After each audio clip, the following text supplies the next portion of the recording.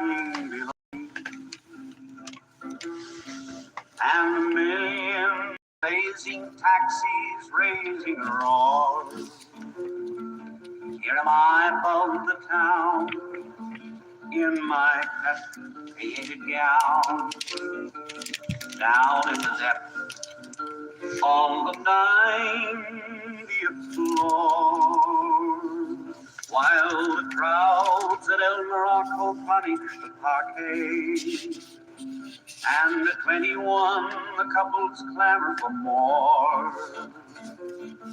I'm deserted and depressed in my regal eagle's nest, down in the depths of the 90th floor, when the only one you wanted wants another.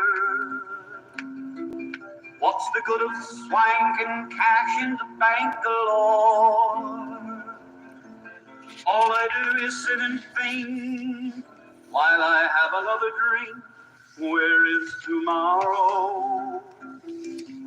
I'm alone with my sorrow, down in the depths on the 90th floor, when the only one you wanted wants another. What's the good of swanking cash in the bank galore? Why, even the janitor's wife has some sentiment here in her life, but here am I, facing tomorrow. I'm alone with my sorrow, down in the depths. Whoa.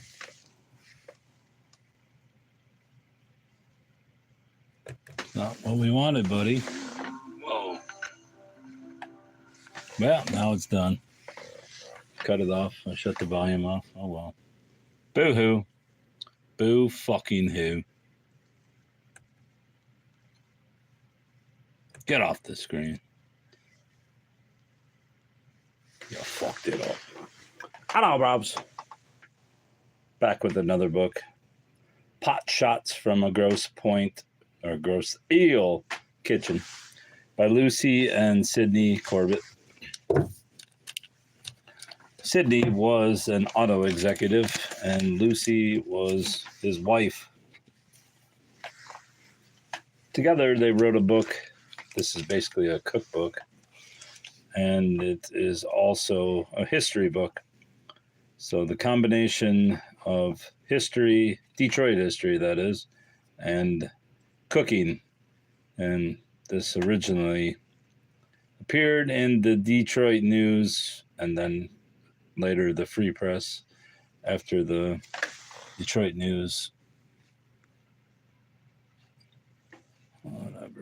After the Detroit News discontinued the column, so they moved to the Free Press reluctantly. I have a couple copies of this book, and I would buy 100 of them if I could find them. This is a great book. Where am I? All right, I'm going to open this. Anyway, Sidney Corbett became wheelchair bound in some accident, and he was no longer able to work, and he began that column. And there is chapter, 19? The Little Guy. History records that cat dynasties go back to the pharaohs. Maybe they do in Egypt, but not around potshot towers. A second generation is about all that Lucy and I can keep track of. And we were sure of that only last week when Daniel Boone brought home his son. Wow. Readers of these pot shots may remember Mr. Boone, the tomcat, scourge of Grosse Eel, and sire of most island kittens. His son's arrival was not without interest. an erect and lashing tail attached to something more than a kitten, but less than a full-grown cat, suddenly marched in. Lucy let out a shriek. "Daniel Boone, what happened? You've shrunk." Then Mr. Boone himself followed. His son was such a dead ringer in miniature that we immediately christened him the Little Guy. He was wild as a bumblebee and savage as a hornet, but by my hunch, he was born under the same culvert as his dad, foraged from the same beetle and field mouse diet, and he learned to take complete care of himself just as early in the game. To make friends, I offered him a handful of raw meat. He made a grab for it and bit right through my thumb, as had his dad before him, and got knocked just as far for so doing. Then Mr. Boone took over. The little guy got his first lesson in geography. A feline conducted tour of the house. They went from room to room, from cellar to garret, and don't tell me cats can't talk, said the old man. This is the library. You got to behave in here. This is the kitchen. The eats come from here. See that hole? A rat tried to come in there last fall. Watch it. The little guy learned fast. Intensely curious, he got into everything. He tangled with the dogs and made his peace. He decided my bed was the place to sleep nights and tried to chase him off. He taught his dad to play, something Mr. Boone had never learned. To a mere human, their romps looked like a mutual attempt at mayhem, and usually ended by the old man letting go a sock that knocked his son end over end, yowling for mercy. Their best act was in the kitchen, around the big center table. Mr. Boone had long had a chair there. Mostly, he cocked off in it, twitching and jerking in a cat's dream of chase and conquest, but only until Lucy came in to do some cooking. Then he sat up, eyes, ears, and nose following her every move. Something might come his way. The little guy soon demanded his chair and got it, with a book in its seat, so that when he sat up, his head would reach the tabletop too. Now both are there every afternoon, waiting for their double cut of manna. I don't blame them. Where is a grander place to be than in a kitchen on a fall afternoon? A wood fire snapping and crackling in the range. Something savory stewing on its top or roasting in the oven. Trees and shrubs, a blaze of color through the windows. Cats and men grow sleek and fat together. Right now, Lucy is working up a dish guaranteed to put a couple of pounds on both of us. It's chicken and rice with green peppers. Here's her recipe. Get a nice plump hen, about 4 pounds. Thank heavens for nice plump hens. Cut the chicken into as many pieces as it will go. Use it all, disjoining legs and wings, having the breast and back. If there are globules of fat in the interior, remove them and snip them small. Now get a fresh green pepper from the garden or market. Seed it, cut away the inside ribs, and snip it into small pieces. Lucy uses a pair of sharp kitchen shears for all this snipping. It saves a lot of time and elbow grease. Cover the bottom of an open baking pan with the chicken and pepper pieces, leaving a little space around the edges of the pan. Into this space, spread thinly and evenly a cup of raw rice. Gently pour in a quart of milk, salt and pepper liberally, and dot the top with the cut-up pieces of chicken fat. If you haven't fat enough, use little dabs of butter. Now put it into a very slow oven, about 250. Watch it, it burns easily, and cook for 2 hours. The last half hour, you'll probably have to add another pint of milk. Rice is very thirsty. The finished dish is brown and golden on top, creamy and tender inside. Serve it right out of the baking pan. And if you like, slice a little raw onion and put it on top before it goes into the oven, but only the thinnest of shavings, and very few of them. The leavings, if any, go to Daniel Boone and Son, who purr contentedly. How this son and heir business will eventually work out, I don't know. Right now it's swell. Maybe it's even prophetic. One day Mr. Boone's sins are sure to catch up with him. May that day be distant enough so that when the little guy finally takes over, We'll have to rename him Big Fellow. And nobody's probably wondering, but Grosse is a suburb of Detroit.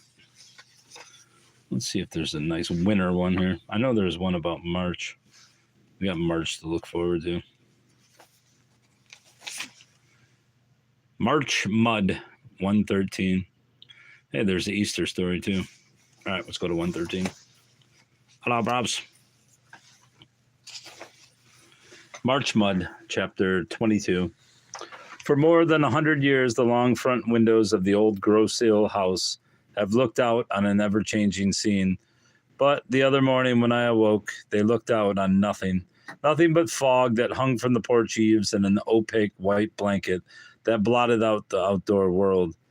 Not that it made any difference. I knew what was out there anyway. Spring mud, a soggy lawn, dripping trees, and a sullen river gnawing at its prison of rotten ice.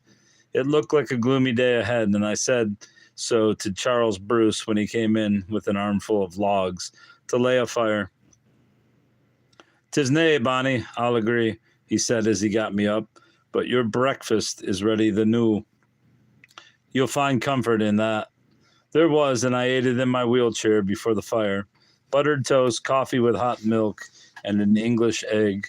An English egg? That's a boiled egg, its top neatly sliced off, and the egg eaten from the shell. I call it that because I once saw an Englishman eating one that way, and because it annoys Lucy. I don't know why, but it does. Me, I think we got to keep up. Woo! I think we got to keep up our international relationships. Breakfast over, Charlie let in the dogs. Blue got most of a piece of toast I'd saved, and Judy a mere consolation crust, for which I got a dirty look. But she's too fat anyway. Then both sprawled steaming and snoring on the hearth to dry their coats. As neither has been washed since last fall, the fog inside my room got thicker than that outside. I complained to Charlie. "There's a fire in the dining room," he said. "Why do ye no wheel in there? Why do ye no wheel in there?" "What's the matter with the kitchen?" I said. "I can wheel in there too. I like it better." "I doot the missus will," Charlie answered. "It's icebox day." Oh yes, I'd forgotten. Although warned by Lucy the night before of that horrid day that regularly descends on every housewife, the day when the icebox is defrosted and odd bits of carefully hoarded this and that are finally utilized or given the pitch. On cleaning day, an icebox can disgorge more amazements than ever came out of Pandora's box. I knew that every table, sink, and stovetop would be completely littered and there'd be no room for me, so I moved into the dining room. After all, why not? It's a grand big room, although much newer than the front part of the house, added on, according to legend, to celebrate the end of the Civil War. Nor do we use it only for dining. There's a comfortable sofa under some side windows, and beside it, an easy chair, a floor lamp, and a generous bookcase. Lucy's sewing table and machine are there too, and at times sewing goes on at a furious pace. The fireplace is a corner one, and the silver on the sideboard and the best china in its glass cupboard winked cheerfully to the blaze of Charlie's logs. Yes, it's a grand place to settle down and try for contentment on a foggy day. Damn. But I wasn't settling down, nor was I contented. I want out in the kitchen. I listened, but there was no lessening of the sound and fury there.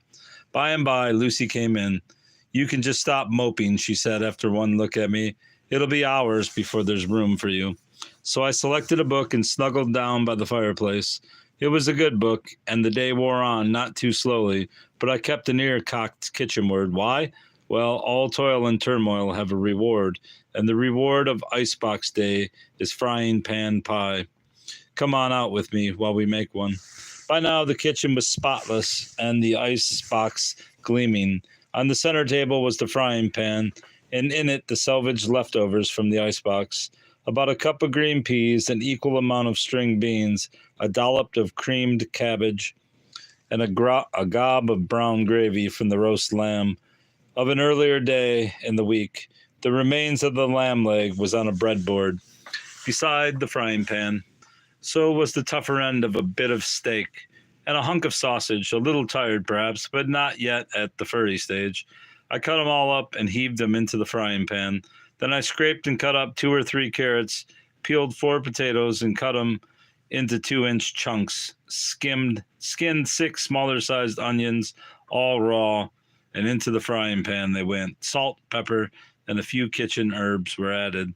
About 3 cups of boiling water poured on, a cover put on the frying pan, and then to the stove with it all to simmer very slowly, a couple of hours while Lucy makes the pie crust.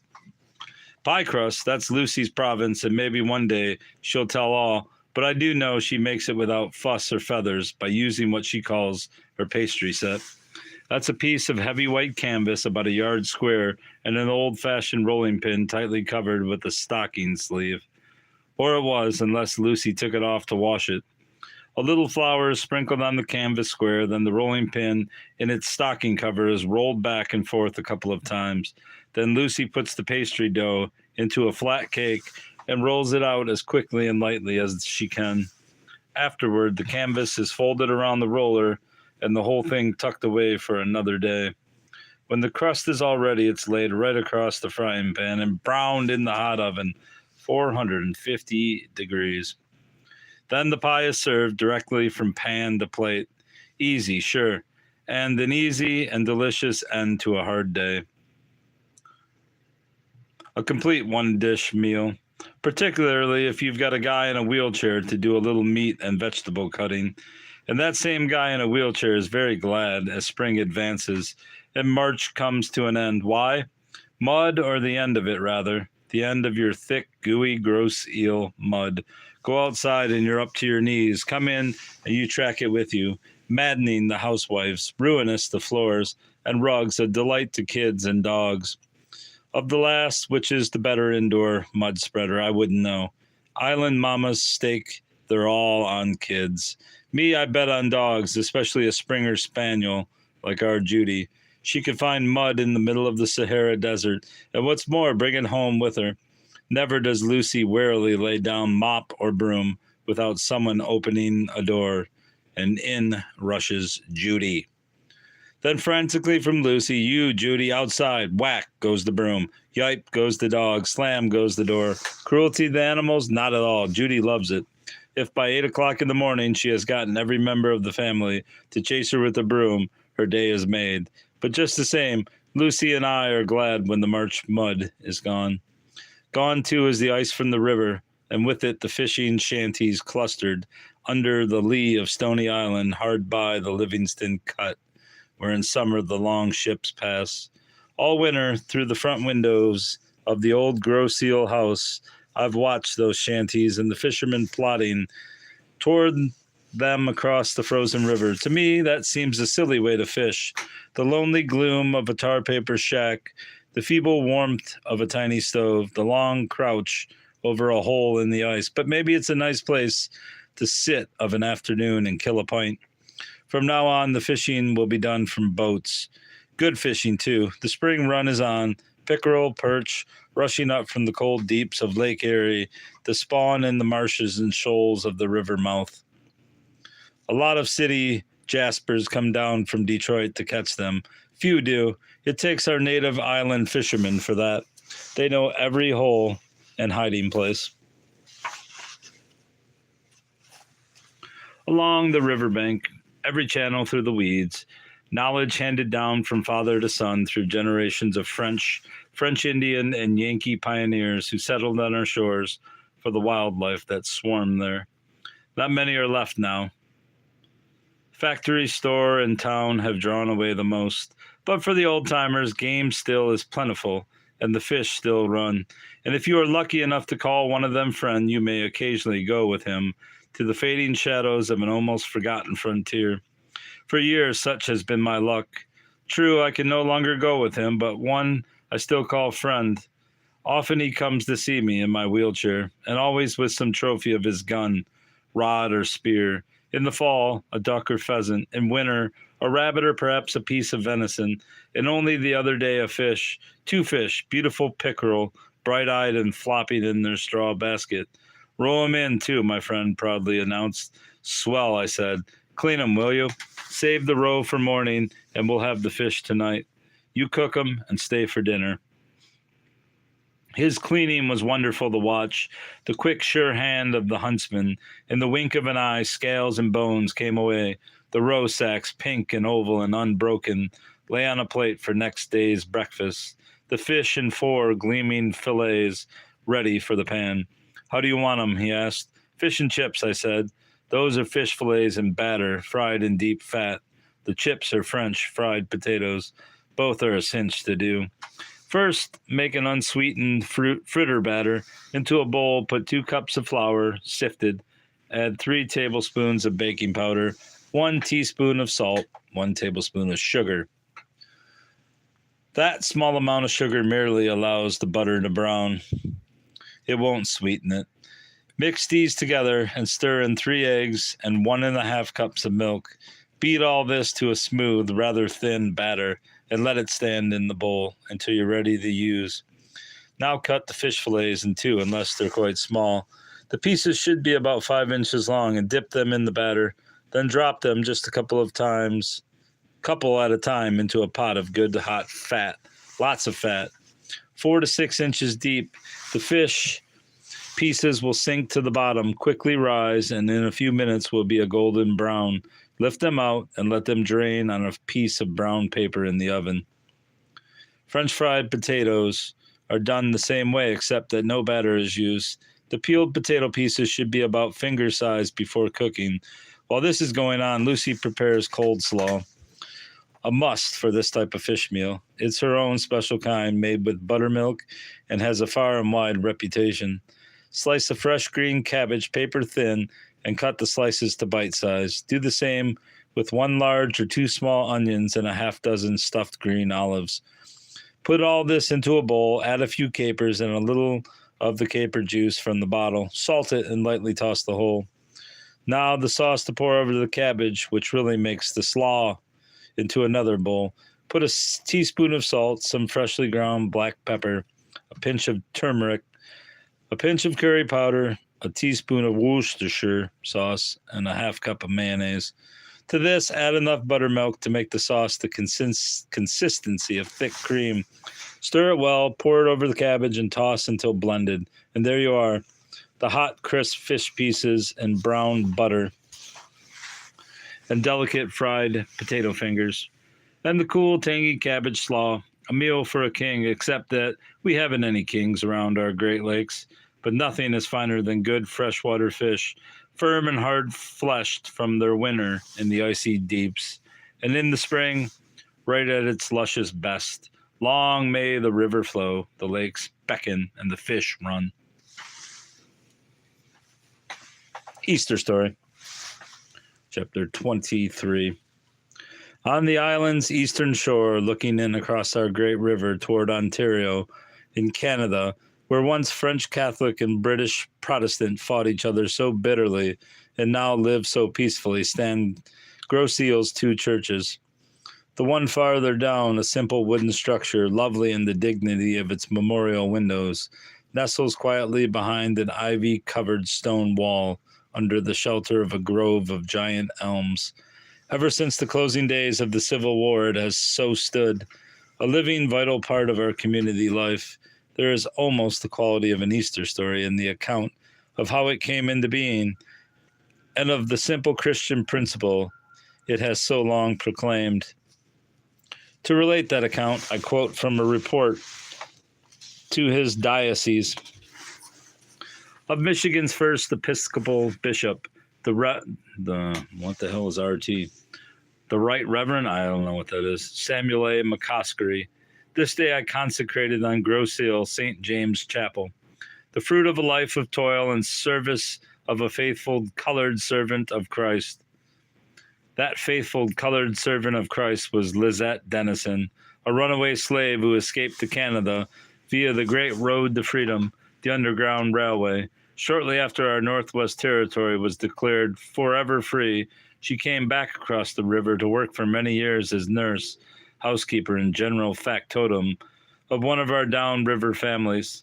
Lizette accumulated some property, and when she died, about 1850, left it all for the erection on Grosse of a church that shall welcome into its pews any Christian without regard of creed, race, color, or condition of servitude who desires to adore Christ and would take communion with his soul.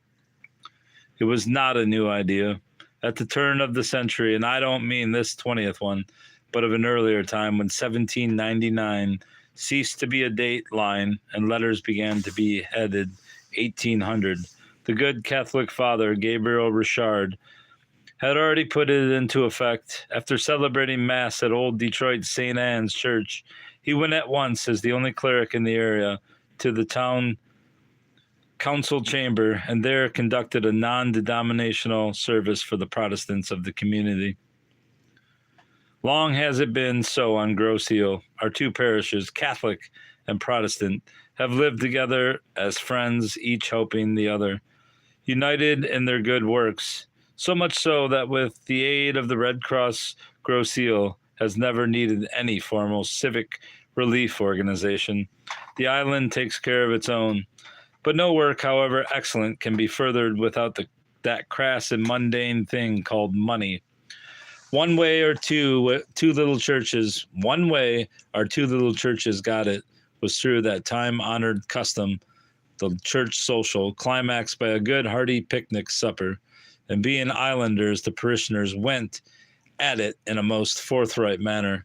The early socials were joint affairs. Our Grosse ladies prepared the supper and brought it. There were no outside expenses.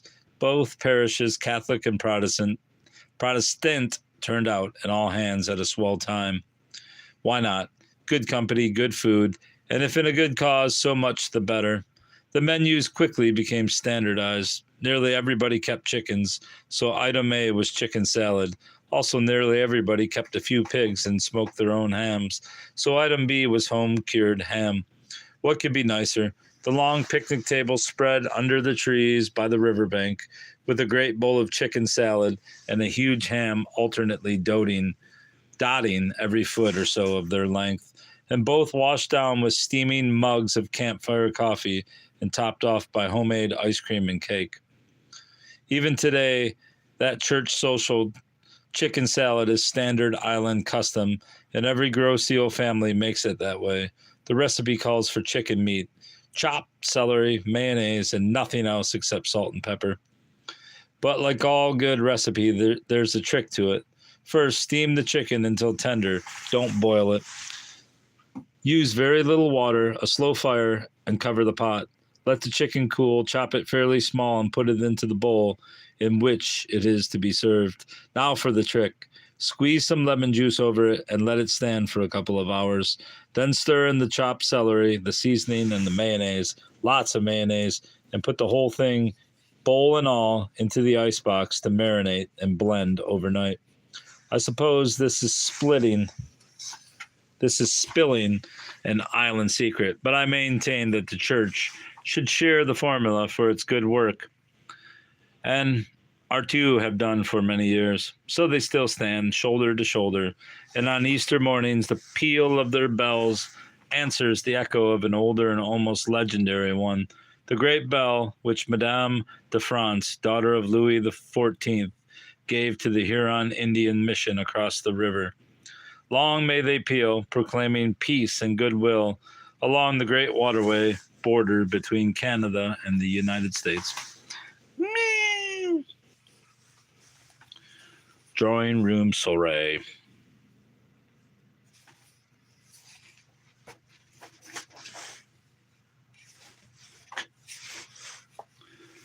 Backdoor diplomacy. One by one. Scots what hay.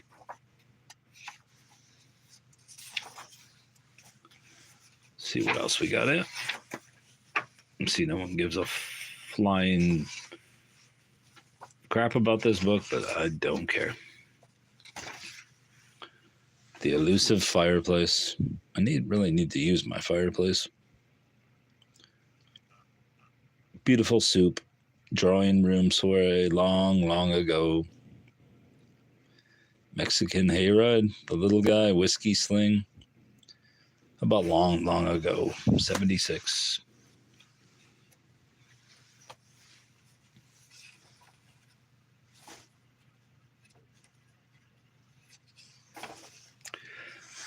Chapter 15, long, long ago. The deed to a very old piece of property can be as thrilling as a mystery yarn, and just as tantalizing. Thrilling because land, its ownership, development, or decay is really the story of people. The slow unwinding of their skein of life, tantalizing because the story is never finished. It goes on and on as long as the land shall endure. Also, you must read between the lines. That's because the deed, rarely describes the houses upon the land, the homes in which those lives were led. A while ago, I had a chance to look at the deed to the old Grosse house. The land is there, traced back to that first big Michigan real estate deal. The purchase of the island from the Indians by the brothers Macomb, but nothing about the house, so I too had to read between the lines. Those lines lead back to old Fort Malden, across the river in Canada, just above the little town of Amherstburg. British troops were there then, an important garrison during the War of 1812, glowering back across the river toward the American side. In between lay Grosse, an island no man's land, and a paradise of game and wildlife. Legend tells that one of Fort Malden's officers was a Captain Quaintance, and that the good captain liked the hunt.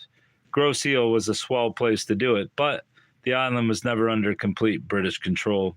An English officer caught there by an American scouting party might well spend the rest of the war in a Yankee sneezer. So instead of a shooting lodge, the captain dug a cellar and roofed it over with stout logs, a sort of fort of quick retreat. From it, he could wigwag for help from Fort Malden. That dugout cellar is under our present-day house. When peace came after the War of 1812, Captain Quaintance returned to England. But Grosse had got him. He was an incurable island fan, so he came back.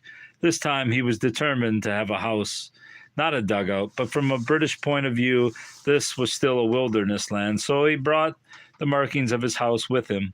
For the fireplace, English brick, beautiful in proportion, but of a maddening outsize, and almost impossible to replace when, through the years, fire burns one out. For the long windows, hand-laid glass, all the trowel marks showing, and a flying staircase of exquisite old country workmanship. A thing lovely to look at, graceful and free in its ascent.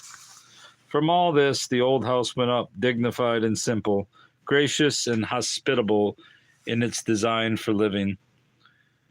With him, the captain also brought something of his English countryside, the black hawthorn tree. 2 of these he planted, one on either side of the drive, where it starts winding in among our native cedars, pines, and chestnuts. Captain Quaintance called his New World home Hawthorne Place. One of the trees still lives, and birds have carried its seedlings all over the island. In spring, many of our back roads resemble the flowered lanes of old England. Captain Quaintance was not with us very long, and his Hawthorne Place became known as the Ballard Farm. But he left his mark, as so many others, Indian, French, and American, have done before and after him. Not the least of these is the international flavor to our cookery that has been handed down through the long history of Grosse under 3 flags. Many of these recipes Lucy and I have collected and tried out in our big country kitchen. Occasionally you will read one in this book. And as this story concerns our good Captain Quaintance, it is only fair that its recipe be British. British cookery at its best, of wholesome, hearty materials, honestly and simply prepared. Vanished now because of a wartime lack of materials, but soon we pray to come again. I sing of the roast beef of old England and its soulmate, Yorkshire pudding. Yorkshire pudding is a milk, flour, salt, and egg pudding, the shortening for which is the succulent juice of the roasting beef itself. There are 2 schools of thought in its cooking. One is to raise the roast from the floor of the roasting pan or trivets and pour the pudding batter in under it. But that way there is no gravy, so Lucy bakes hers in a frying pan, but right along with the roast in the oven. Hence, or here's how she does it.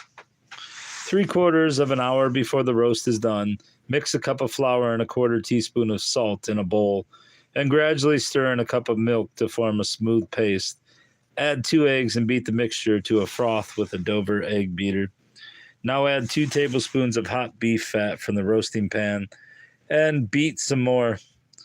Heat a frying pan smoking hot and put in enough more beef fat from the roast so that the bottom of the pan is afloat.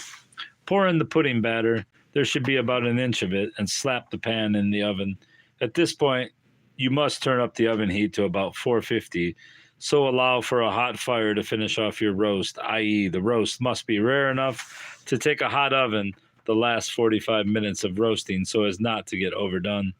The pudding batter in the frying pan will rise quickly, and in the 3/4 of an hour become a golden brown crisp at the edge and creamily slick in the middle. Bring the pan to table along with the roast and serve the pudding in wedge-shaped slices with the carved beef. And never does this glorious dish come on, but I feel the presence of Captain Quaintance, an approving shade at the carver's elbow. And yes, if you live in an old house, occasionally it takes you back. It always does whenever a piece of venison comes our way, for the deer was the great game food of the good captain's time. Even in modern days, its arrival is cause for wide grins and much rejoicing. As yesterday, when came into our Grosse kitchen a great haunch, some 15 pounds of noble buck, aged and frozen hard in the fast freeze locker of a good island neighbor, a trophy of his bow and spear. We have it now, thawed and ready for the roasting pan, long strips of bacon larded through and through its ample bulk, halved apples and onions cuddled against its smooth sides, and a bowl of warm spiced wine mixed with butter, handy by for the repeated bastings of its slow course of cooking, with fluffy mashed potatoes, brown wine gravy from the pan, all topped off with apple pie and cheese for dessert. Ah, the wonderful fruits of American orchard, field, and forest, all of which has nothing to do with the recipe that follows, but it does sharpen the story content. The story of an American soldier during that war of 1812, stationed in the old stockade that once lay just north of where our Grosse house now stands. The stockade was the Yankee answer to British Fort Malden across the river. So if not counterpart, then counterfoe, the soldier certainly was to the English Captain Quaintance. Exactly who he was is not known, for all that we have is a torn fragment of a letter, an unsatisfactory middle bit, unsigned and unaddressed, but he was educated beyond the average foot soldier of his time, and his gripes were as long and loud as any World War II G.I. Joes stuck endlessly and hopelessly on some out-of-the-way South Sea island, except that Grosse is not in the South Seas, and it was winter. Across the ice-locked river, Fort Malden was content for the moment to watch and wait. Not so their Indian allies, encamped along the Canadian shore, a quick raid over the ice, a burning cabin, a bloody scalp, an excellent day's work for the noble redskin. Most island settlers fled to Detroit for safety. The garrison holed up, and though the Indians dared no frontal attack, stockade life was hard and rations grew short. Though not beset, our soldier wrote, we fare exceeding ill. Trouts and other fishes are hard come by through the ice. Small game which we venture forth to take is but meager and poor. Then, like every trooper before or since, he lets his back hair down about army cooks and mess sergeants. Peas we have, maggoty and bad, in a sickly gruel, burned in the cooking. Flour is scarce, our rum is watered to an infant's pap. The sutler, that's old army for quartermaster, sergeant, a rogue without bowels of compassion, and the good farm animals. There is none. We starve for fat. Our 1812 soldier was not the first to be fat-starved, nor did his trouts, other fishes, and small game help much. Benedict's Benedict Arnold, oh my God, Benedict Arnold's army in 1775 found that out when they marched up the trout-filled streams of Maine to attack Quebec. In winter, partridge, quail, and even deer are lean and poor but nourishment. So when their quartermaster's barreled pork ran out, the army starved in a wilderness teeming with game and fish. Today, our modern world has faced a fat shortage, and even abundant America has felt the pinch. For fat, the humble and lowly pig is man's best friend. May he never grow lean, and may his tribe increase so that there will be always enough, if none to waste. In these testing times, none of us waste knowingly, but perhaps from all of us comes an unknowing waste, in that we do not buy and use the fattier parts of Mr. Pig. By that I mean salt pork, an almost forgotten farm dainty, the mainstay of all pioneer folk.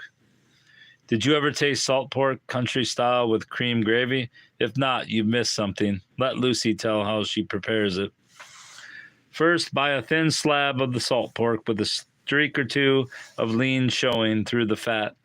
Cut it into slices about 1/4 inch thick and discard the rind. Cut the slices into pieces about 3 inches long.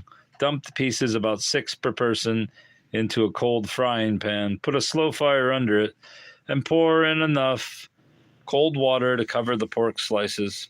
Slowly bring the water to a boil. Let it boil a minute or two and take the pan off the heat. Now pour off the water and turn the pork pieces out on a rack or sheet of brown paper to cool and dry. Next, put a cup of flour into a paper bag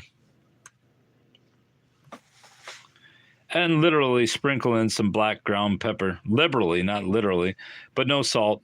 Dump in the pork pieces and shake them up until they're thorough, dusted with the flour. Now they're ready to go back into the frying pan. Save the excess flour in the bag. You can use it in the gravy making. Again, keep a low fire under the pan so that the pork dries out rather than fries, and turn the pieces occasionally with a fork. When finished, they should be a deep tan rather than brown, dry and crisp and almost transparent. Take them out, arrange them around the edge of a platter, and put the platter in a slow oven to keep warm.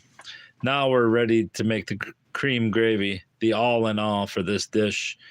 Pour off into your icebox grease can the excess fat left in the frying pan, keeping only about 4 tablespoons full. Add flour from your paper bag, stirring it in gradually, still over a low fire, until you have a smooth, thick, slightly brown paste.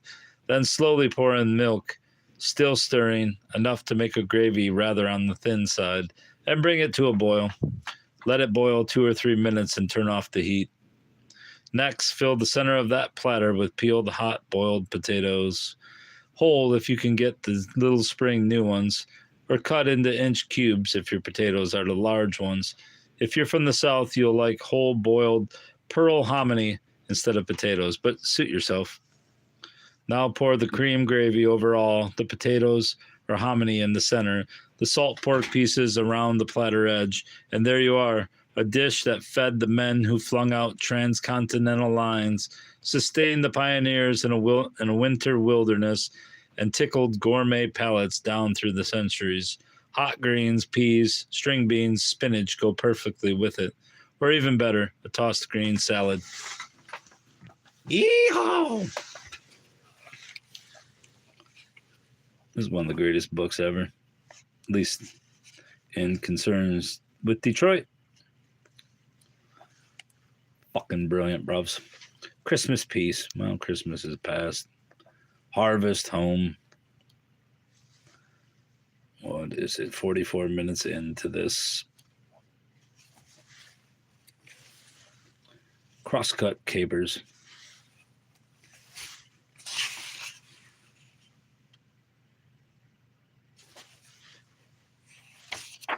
Drove to Quebec.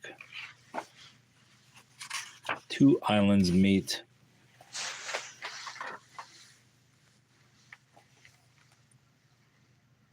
Save it and fix it. Bullets and ballots.